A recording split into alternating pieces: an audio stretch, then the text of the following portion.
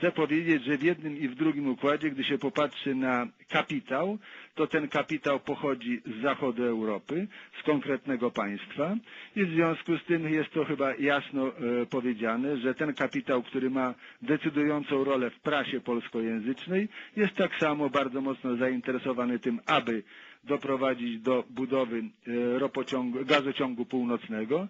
Ten sam kapitał jest bardzo mocno zainteresowany tym, aby nie wyeliminować biznesu, który zainwestował w detergenty oparte na fosfor i gdy się patrzy na to, to w sumie jest to jak gdyby połączone, działa na jednej płaszczyźnie. Natomiast niepokojącym tu jeszcze jest również to, że ten rząd, który w tej chwili sprawuje władzę, który ma swojego ministra środowiska, który powołał Radę Narodowego Funduszu Ochrony Środowiska i władzę Narodowego Funduszu Ochrony Środowiska, zachowuje się podobnie jak prasa polskojęzyczna, czyli w gruncie rzeczy nie reprezentuje interesów kraju, a reprezentuje interesy prawdopodobnie kapitału obcego, który myślę, że jest niezwykle mocno zainteresowany również geotermią w Polsce. To chyba o to chodziło, żeby nie dać, to z tego powodu chodziło o to, aby nie dać koncesji, następnie nie dać dofinansowania, a teraz nie dać możliwości zbiórki pieniężnej, wpędzając Fundację Lux Veritatis w ogromne kłopoty finansowe, czyli w koszty. Ja tutaj chcę przypomnieć, że mówię jeszcze może jedna rzecz, która pokazuje na swego rodzaju perfidię działania, a mianowicie minister środowiska na początku, po objęciu władzy, mówi, że wszystko jest w porządku, że koncesja jest dobra, że dofinansowanie dofinansowanie jest zrobione zgodnie z prawem i wtedy, gdy się rozpoczyna inwestycje, gdy jest rozpisany konkurs, po konkursie wygrywa już wykonawca ten konkurs i rozpoczyna się praca, a więc idą już koszty, wtedy okazuje się, że ta inwestycja nie będzie dofinansowana. Czyli liczono na to z jednej strony, że ta inwestycja nie powstanie, ale równocześnie prawdopodobnie chciano zniszczyć finansowo również Fundację Lux Veritatis, fundację, która tak mocno pomaga w finansowaniu i Wyższej Szkoły Kultury Społecznej i Medialnej w Toruniu i współfinansuje, myślę, Radio Maryję i Telewizję Trwam. A więc jest to chyba celowa działalność. I dziwi mnie to, że właśnie rząd wpisuje się w tą całą koncepcję niszczenia tutaj ośrodka toruńskiego, ale nie tylko ośrodka toruńskiego, ale działa również na szkodę kraju. Jest to według mnie niezwykle niebezpieczne i godne nie tylko wyrazów pożałowania w stosunku do rządu, ale wręcz wyrazów ostrej nagany za to, co się dzieje w Polsce. Szanowni radiosłuchacze, ja bym to pozostawił bez komentarzy. To jest to jasne, że tu jest zła wola, że tu jest celowa działalność na szkodę Fundacji Lux Veritatis, ale równocześnie głębszy problem to jest działalność na szkodę państwa. Chcę jeszcze podnieść jedną sprawę, która mnie niezwykle mocno dziwi, a mianowicie ten otwór jest otworem badawczym.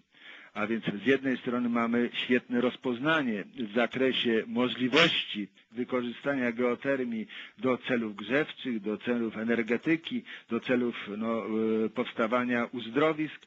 Natomiast z drugiej strony trzeba dokładnie to przebadać, a gra warta jest świeczki, tym bardziej, że te zasoby oceniane przez polskich specjalistów są niezwykle bogate. A mianowicie, ja już to mówiłem dzisiaj, 150 razy przekraczają nasze potrzeby. No więc w związku z tym nic innego, tylko inwestować. Co robi obecny rząd? Z jednej strony mówi, że ma 1,5 miliarda złotych na badania, ale równocześnie mówi, te pieniądze to przekażemy, ale nie tym, którzy tu reprezentują ośrodek toruński. Patrz, dokładnie ośrodek, który broni interesów kraju i to bardzo intensywnie i bardzo skutecznie. Czyli nie wolno inwestować ośrodka toruńskiego. Inne ośrodki bardzo proszę. Być może, że ośrodki, które są spoza naszego kraju, również trzeba inwestować. Co jest jeszcze niezwykle ja bym powiedział, dziwne i niebezpieczne, a mianowicie ten otwór badawczy. I mnie się wydawało, ja byłem ministrem środowiska, mnie się wydawało, że minister środowiska winien być niezwykle mocno zainteresowany wynikami badawczymi, czyli z jednej strony ile tej wody można pozyskać, w jakim czasie, z drugiej strony jaką ma temperaturę, ale jeszcze nie to, przecież tam co metr w głąb posuwając się są robione badania co do bogactwa tego terenu i w związki mineralne, i w związki powiedzmy te, które można wymierzyć temperaturą wody. No, na litość Boga, dlaczego ten minister się tym nie interesuje? Znalazł się ktoś, kto chce współfinansować, kto chce pokazać, jakie są zasoby geotermalne w Polsce, jakie jest to bogactwo tego kraju, w jaki sposób ewentualnie można się uniezależnić od dostaw energetycznych z zewnątrz i ten rząd i ten minister się tym zupełnie nie interesuje. Ba, ten rząd zaczyna mówić, że w ramach zapewnienia bezpieczeństwa energetycznego kraju trzeba rozwijać energetykę jądrową. No przecież gdy się patrzy na energetykę jądrową, to z jednej strony z całym szacunkiem do polskich naukowców, ale my chyba nie mamy najnowszych technologii w zakresie energetyki jądrowej, nie mamy doświadczeń w tym zakresie i z drugiej strony nie mamy też paliwa jądrowego, a więc chcemy się uzależnić i od obcych technologii, i od obcego paliwa. No proszę ojca, drodzy radiosłuchacze, z jednej strony ogromne zasoby geotermalne, które są, parę tysięcy otworów i mapa cała zrobiona na terenie Polski. Pierwsze wyniki wyśmienite. Woda na głębokości, co już mówiłem, 2670 stopni Celsjusza, wydajność 500 metrów sześciennych na godzinę, no więc nic, tylko zacząć się zastanawiać, w jaki sposób to wykorzystywać. Okazuje się, że nie. To jest w ogóle nieważne. To jest nieważne, trzeba się uzależniać od obcych dostaw energetycznych, od obcych źródeł energii i od obcych technologii. No przypomina mi się troszeczkę sytuacja odnośnie węgla. Z węglem się dzieje to samo. Rząd polski w ramach pakietu klimatyczno-energetycznego miał negocjować to, aby wykorzystać polskie zasoby węgla kamiennego. Przypomnę, że 90% węgla kamiennego całej Unii Europejskiej znajduje się w Polsce. Przypomnę również, że polska myśl technologiczna, polskie nowe technologie spalania gwarantują to, że można spalać bez emisji dwutlenku węgla do atmosfery.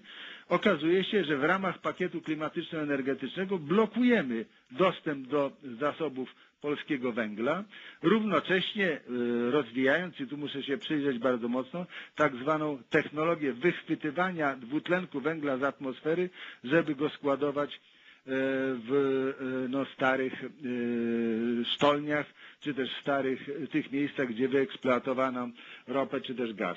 No, spójrzcie Państwo takim obiektywnym okiem na tą sprawę. Blokada węgla i blokada geotermii. Dwóch podstawowych źródeł energetycznych, które świadczą o tym, że to państwo, które wskazują na to, że to państwo może być całkowicie niezależne od dostaw energetycznych. Ja nie mam nic przeciwko temu, żebyśmy w ramach ekonomicznego działania starali się o to, aby importować również źródła energii z różnych państw świata, dywersyfikować to po to, żeby zarabiać na tym. Ale z drugiej strony nie blokujmy tego, co jest naszą gwarantem bezpieczeństwa energetycznego i rozwijajmy te technologie, nie wiadomo co będzie w przyszłości. Widzę, że ten rząd działa, mimo że ma hasła silnej Polski w silnej Europie, raczej realizuje koncepcję rozmycia naszego kraju, uzależnienia się od dostaw energetycznych w skali europejskiej i światowej, po to, żeby tożsamość i gospodarcza, i kulturowa tego narodu zniknęła. To są ostre słowa, ja wiem, że one są bardzo ostre, ja chciałbym sam nie wierzyć w te słowa, ale gdy patrzę na to, co się dzieje w Polsce, to coraz bardziej jestem przekonany, że właśnie ten rząd zmierza w tym kierunku, aby to państwo przestało myśleć o tym. To jest robione specjalnie do tego, żeby dezinformować społeczeństwo, żeby pokazać tą dobrą działalność jednak zakonników, którzy wyręczają państwo, tak prawdę powiedziawszy, odnośnie spraw związanych z bezpieczeństwem energetycznym państwa, żeby ich pokazać w złym świetle, żeby ich zdyskryminować, żeby pokazać, że oni mają same porażki, a nie sukcesy. No sytuacja jest odwrotna i gdyby można to jeszcze raz podsumować. Proszę słuchaczy Radia Maryja. Pierwszy szum i proszę patrzeć, która prasa to robiła. Doprowadzić do tego, żeby koncesji nie dać. A równocześnie następnie doprowadzić do tego, żeby nie dać dofinansowania.